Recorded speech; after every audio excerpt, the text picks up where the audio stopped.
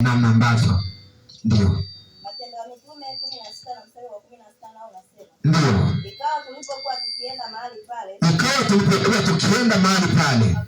Pakusani.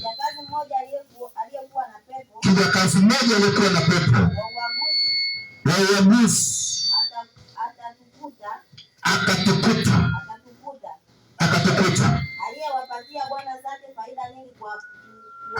Aliyewapatia bwana zake faida nyingi kwa kuagua.